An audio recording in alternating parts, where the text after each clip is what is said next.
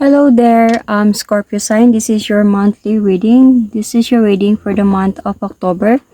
So, Scorpio sign, anong kailangan yung malaman this month of October? So, Scorpio, hindi lahat ng Scorpio maka-resonate sa reading na to, okay? So, takes what resonates and leave the rest. Cross-watchers, pwedeng kayo to at hindi sila Scorpio. Okay, so, put yourself in a situation kung saan kayo naka-resonate. Scorpio, if hindi kayo naka-resonate sa reading na to, please do check your other placement, your sun, your moon, your rising, and your Venus sign dahil pwedeng doon kayo naka-resonate. So, kahit naka-resonate kayo sa reading na to, so do check your other placement, your sun, your moon, your rising, your Venus sign dahil pwedeng mag-connect doon yung reading nyo. However, maka-resonate pa rin kayo. So, Scorpio, let's start. Anong kailangan nyo malaman this month of October? Okay, what is happening to your relationship right now? Let's see. What is happening to your relationship right now? Scorpio. What is happening to your relationship right now? Scorpio. Oops. Uy, ano to, Scorpio?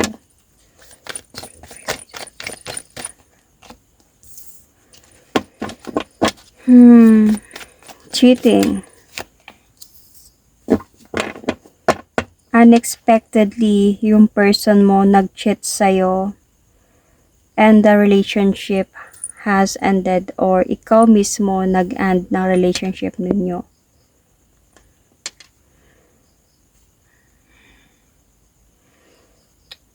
Okay.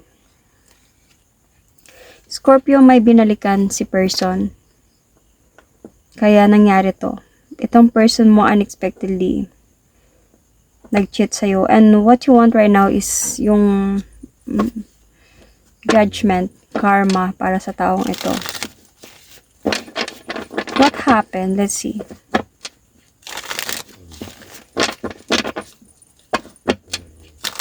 What happened, Scorpio, recently or in the past?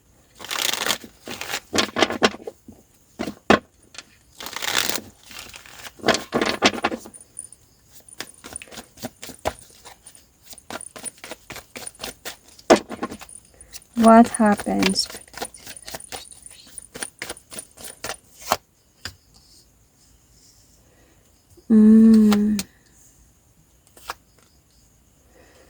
So, recently pa lang pinagplanuhan niya na to na bumalik sa ex, na magkaayos silang dalawa.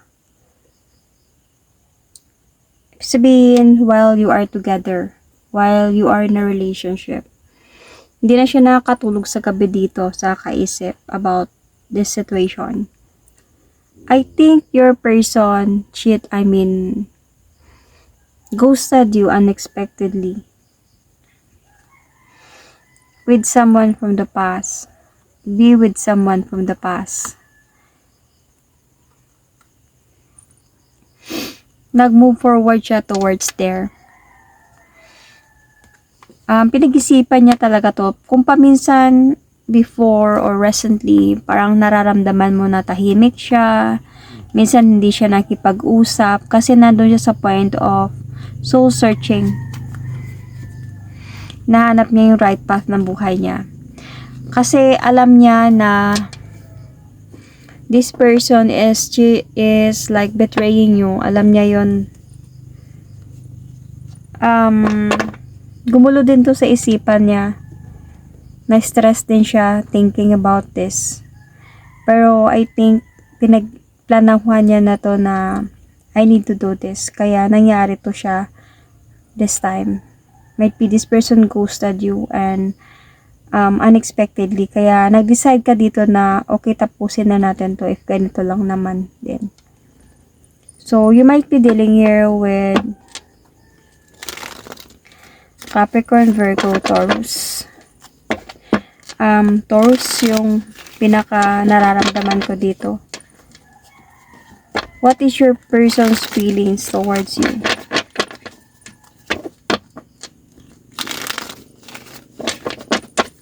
Ano yung feeling ni person towards you, Scorpio?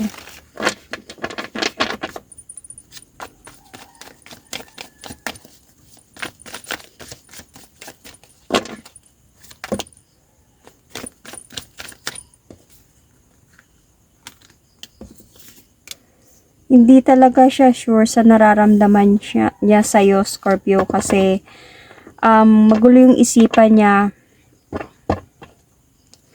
about that someone from his past. Gusto niya kasi na maayos sila. Gusto niya ayusin yung sa kanila, na magkaayos na, maging okay na mag-move forward towards their. Desidido pa din siya eh. Kaya hindi siya sure sa'yo and medyo magulo yung isipan niya. Dahil nga tungkol sa past person niya. Kaya kanya ginos siguro dahil may nararamdaman ka na. Na-observe mo na to, Scorpio. Malakas kasi yung intuition ng mga Scorpio. Malakas yung radar nila. So, naramdaman mo na to. Kaya, ginos ka niya kasi ayaw niya siguro ng magulo yung problema niya. Alam niyang kasalanan niya din naman. So, wala siyang ma-explain sa'yo. So, ano yung nararamdaman mo ngayon? You might also be dealing here with the Pisces sign, okay? Or a Gemini sign. Sun, Moon, Rising, Venus. Or malakas yung mga zodiac sign na to. Taurus ang pinaka, Taurus, Gemini, Pisces. Baka malakas to sa chart nila.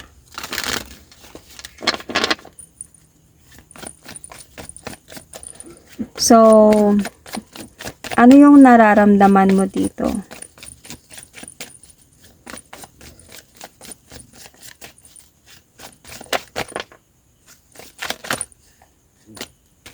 Nagalit ka dito, Scorpio. Gusto mo talaga na mag-message to siya sa'yo, makipag-communicate. I think that you really wanted to hear the truth. Yun yung feeling mo dito.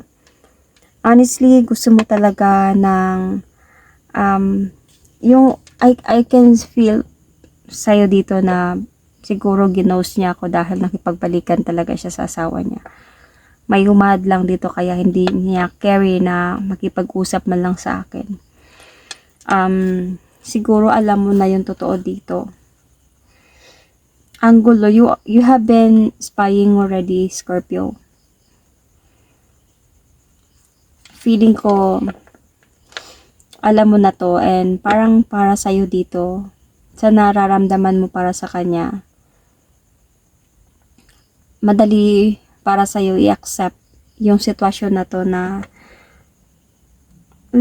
kailangan na talaga i-end. Dito pa lang sa present situation, sa anong nangyayari sa inyo ngayon, ikaw mismo ang nagtapos na to. Kasi dahil yun na pala yung nararamdaman mo, alam mo na nakipagbalikan siya doon. Alam mo na may hahadlang.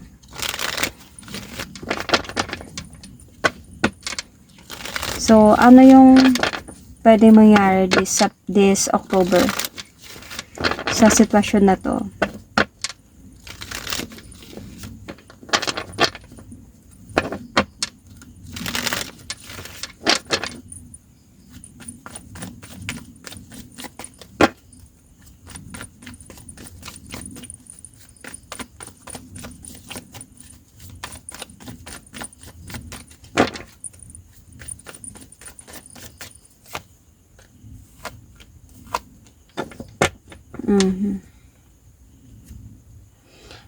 Scorpio, remember, pwede tong vice versa, okay? Hindi lang to para sa isang way, pwede tong vice versa. Pwedeng kayo yung wife, sila yung hindi. Pwedeng kayo yung hindi, sila yung wife or kinakasama. Cross-watchers, pwedeng kayo din to, okay? At hindi sila Scorpio. Anyway, what we're going to happen this month of September, really, meron talaga ditong clarity that this person, parang ipinaglaban niya talaga yung part doon sa kabila.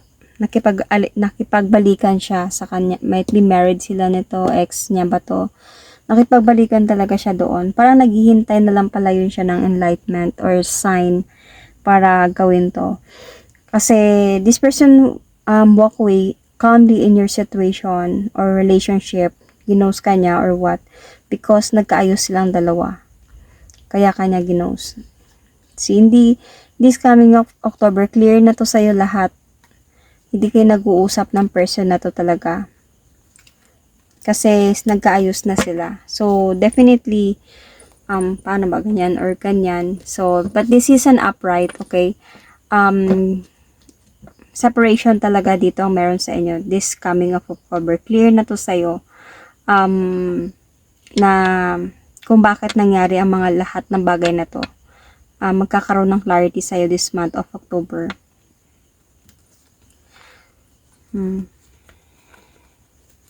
Feeling ko madali mo naman siya ma-accept or na-accept mo siya agad. I can see here parang hindi kayo matagal ng taong ito.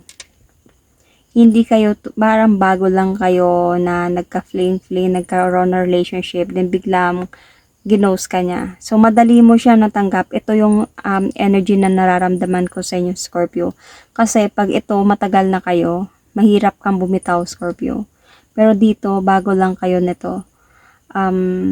Kaya madali mo siyang tanggapin. Nag-gets mo agad. Okay, fine. Parang ganun. So, let's see more about the outcome of this reading.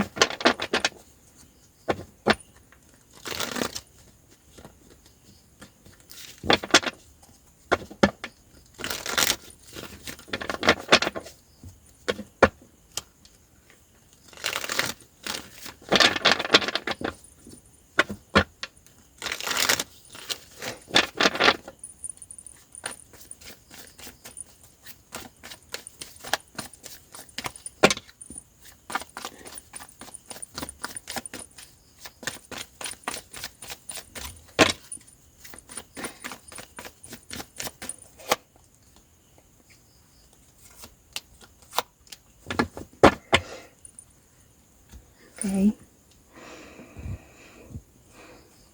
In the near future, okay, matatanggap mo din, you will willing to walk away also calmly in this situation. But, you know, andito sa point of